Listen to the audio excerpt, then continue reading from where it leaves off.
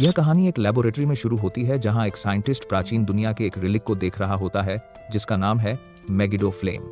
जैसे ही वह मशीन को पावर अप करता है, आसमान में एक ब्लैक होल खुल जाता है।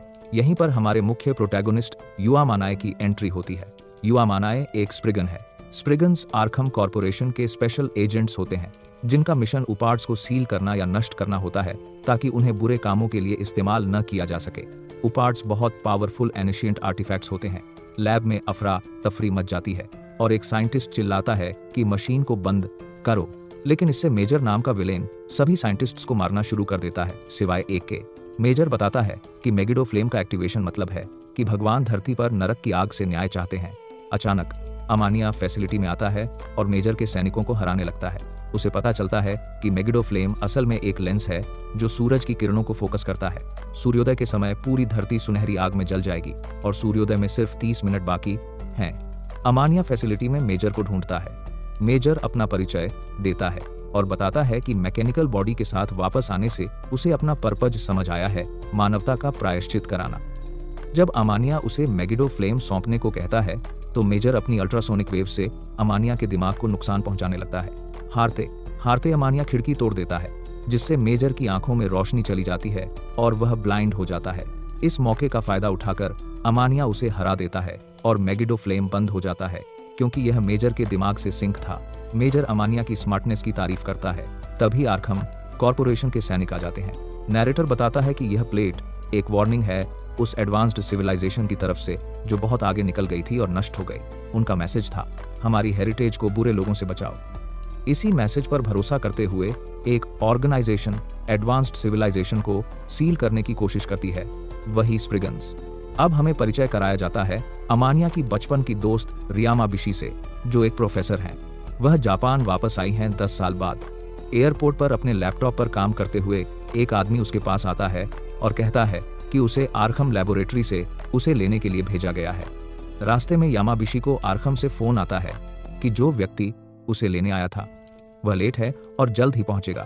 2 और 2 जोड़ते हुए यामाबिशी समझ जाती है कि कुछ गड़बड़ है। तभी एक आदमी उसके पीछे गन सटा देता है और कहता है कि अगर उसने आवाज निकाली तो वह गोली मार देगा। किडनैपर्स उसे कार में डालते हैं और भागने की कोशिश करते हैं, लेकिन अमानिया अचानक आकर उनका सामना करता है। वह पैसेंजर साइड के पास जाता है लेकिन गोली लगने पर गिर जाता है। हालांकि पता चलता है कि उसने चोट का नाटक किया था और वह दोनों किडनैपर्स को पीटकर यामाबिशी को बचा लेता है, जिसे अभी तक पता नहीं है कि वह कौन है। उनके जाने के बाद हम एक रहस्यमयी आदमी को देखते हैं जिसका हाथ मॉन्स्टर जैसा है, जिससे हम आगे फिर मिलेंगे। कार में जाते हुए यामाबिशी पूछती है कि उन आदमियों को उससे क्या चाहिए था, तो अमानिया समझाता है कि वे सोचते हैं कि वह शैंपेलियन का दूसरा अवतार है जो एक जीनियस डिसाइफरर और लिंग्विस्टिक एक्सपर्ट था। होटल पहुंचने पर यामाबिशी की मुलाकात डायरेक्टर यामामोतो से होती है जो आर्खम जापान ब्रांच के हेड हैं।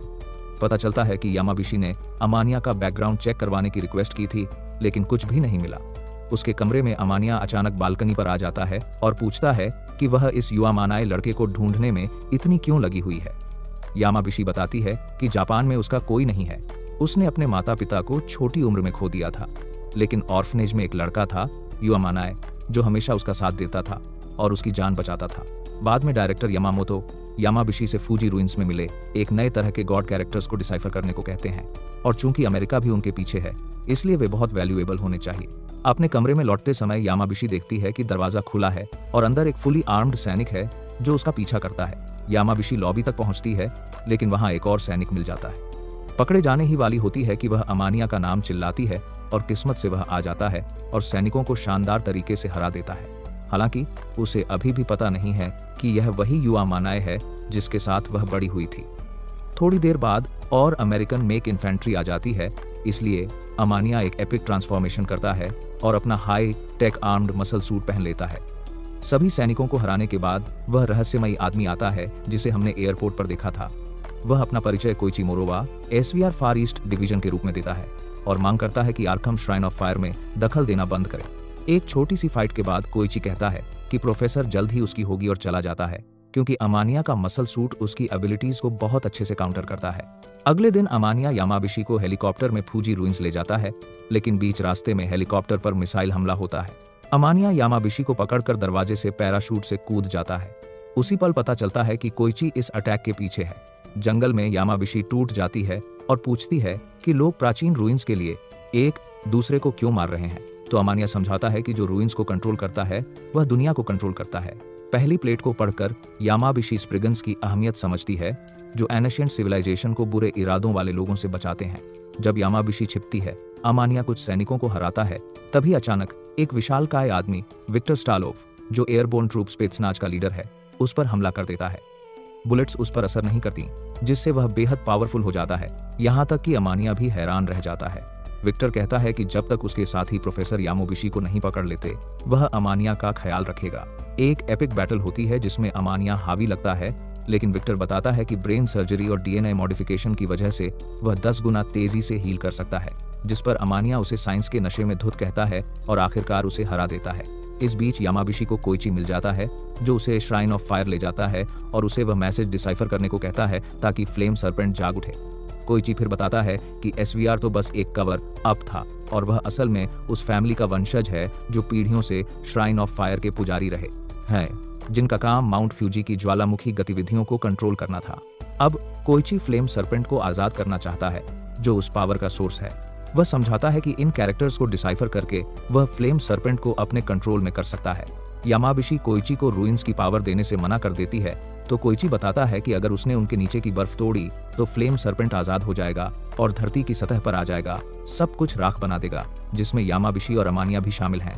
यामाबिशी कंफ्यूज हो जाती है लेकिन कोइची रिटोरिकली पूछता है कि उसे यह कैसे पता नहीं चला कि वह उसके साथ पूरे समय से है, और बताता है कि अमानिया आर्खम के एस रैंक स्पेशल ऑपरेटिव्स में से एक है, जिसे स्प्रिगन कहा जाता है। यामाबिशी तब समझती है कि यह वही युआमानाए है जिसे वह ढूंढ रही थी और विश्वास नहीं कर पाती कि उसे अब तक पता नहीं चला। कोइची उसे अल्टीमेटम देता है, या तो वह पुरानी राइटिंग को डिसाइफर करे, वरना अमानिया जंगल में मर जाएगा। अमानिया को रूइंस में विस्फोट दिखाई देता है और फ्लेम सरपेंट प्रकट हो जाता है। जब अमानिया सीन पर पहुंचता है, कोइची गर्व से अपनी जीत का ऐलान करता है, जबकि यामाबिशी अमानिया को बताती है कि यह एक ट्रैप है और उसे वहां से निकल जाना चाहिए। कोइची फिर अमानिया पर स्कारलेटाइट ब्लेड से हमला करता है, जो दुनिया की किसी भी मटेरियल, यहां तक कि उसके मसल सूट को भी आसानी से काट सकता है। कोइची अपनी पावरफुल तलवार से अमानिया को चीर देता है, लेकिन उसे फिनिश करने से पहले विक्टर अचानक आ जाता है और कहता है कि वह उसे रूइंस लेने और दुनिया जीतने नहीं देगा। हालांकि कोइची अपने मॉन्स्टर हैंड से उसे हरा देता है। कोइची अमानिया को खत्म करने की कोशिश करता है, लेकिन उसका अटैक एनशिएंट प्लेट द्वारा ब्लॉक हो जाता है, जो तलवार को तोड़ देता है। अविश्वास में कोइची को अंततः अमानिया हरा देता है और फ्लेम सरपेंट गायब हो जाता है। यामाबिशी को भी बचा लिया जाता है। अगले कुछ दिनों में अमानिया को यामाबिशी का एक लेटर मिलता है, जो अमेरिका वापस चली गई है और उसे सब कुछ के लिए धन्यवाद देती है। इस बीच डायरेक्टर यमामोतो सोचते हैं कि फूजी सिविलाइजेशन इतनी एडवांस्ड होते हुए भी नष्ट कैसे हो गई, लेकिन अमानिया कहता है कि भले ही हमारी साइंस अमेजिंग हो, प्रकृति की पावर के सामने कुछ नहीं टिक सकता, यहाँ तक कि देवताओं की सिविलाइजेशन भी नहीं। आने वाले दिनों में अमानिया स्कूल वापस आता है, लेकिन वह सभी क्लासेस में सोता रहता है। उसका टीचर उसे जगाने की कोशिश करता है, चिल्लाता है और चीजें फेंकता है, लेकिन अमानिया उन्हें पकड़ लेता है, जिससे टीचर और भी गुस्सा हो जाता है। क्लास के बाद अमानिया को हत्सुहो सासाहारा, जो किगाहो क्लास प्रेसिडेंट की बड़ी बहन है, से डांट सुननी पड़ती है। वह उसकी हमेशा की गैर हाजिरी से नाराज है, लेकिन जैसे ही वह उसे समझा रही होती है, अमानिया को आर्खम से नोटिस मिलता है और वह तुरंत निकल जाता है। हत्सुहो उसे रोकने की कोशिश करती है, लेकिन हम सब जानते हैं कि अमानिया उसे रोकने के लिए काफी एडवांस्ड है। डायरेक्टर यमामोतो उसे उसके मिशन के बारे में ब्रीफ करते हैं, समझाते हैं कि आर्खम तुर्की सरकार की अनुमति से माउंट अरारत का लॉन्ग टर्म सर्वे कर रहा था। वहां उन्होंने एक बहुत पुराने जहाज का हल खोजा, जो बाइबल का नूह का जहाज निकला। यमामोतो फिर एक नया मैसेज प्लेट दिखाते हैं, जो 2 हफ्ते पहले जहाज की बाहरी क्लैडिंग में मिला था, जो पहले मिली प्लेट्स के ही मटेरियल से बना था। एंशिएंट हिब्रू ट्रांसलेटर्स के मुताबिक मैसेज कहता है, मिलिबिस्टो सभी जीवित चीजों पर कृपा बरसाता है और नूह सभी जीवित चीजों को विनाश लाता है। इस मैसेज की वजह से यमामोतो मानते हैं कि नूह के जहाज में 2 विपरीत पावर्स हैं, कृपा और विनाश, और इसलिए इसका इस्तेमाल कैसे किया जाता है इस पर निर्भर करता है कि यह कितना खतरनाक हो सकता है। यमामोतो ने कई रिपोर्ट्स पाई हैं कि सर्वे टीम और उनका बेस कैंप पिछले कुछ दिनों से अटैक में है और मुश्किल से बच पा रहे हैं। अमानिया का प्राइमरी ऑब्जेक्टिव सर्वे टीम के मेंबर्स की सुरक्षा करना और नूह के जहाज को सील करना है, लेकिन अगर वह ऐसा नहीं कर सकता तो उसे पूरी तरह नष्ट कर देना होगा।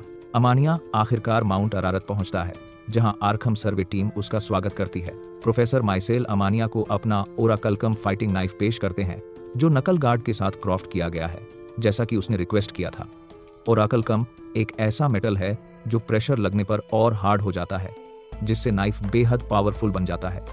उसे एक special set of arm pads भी दिए जाते हैं जिनके अंदर अल्ट्रा हाई परफॉर्मेंस मोटर है जो 2 से 3 लोगों के बराबर वजन उठा सकती है। कुछ देर बाद एक वार्निंग बजती है कि फैसिलिटी के पास आर्म्ड फोर्सेस डिटेक्ट किए गए हैं।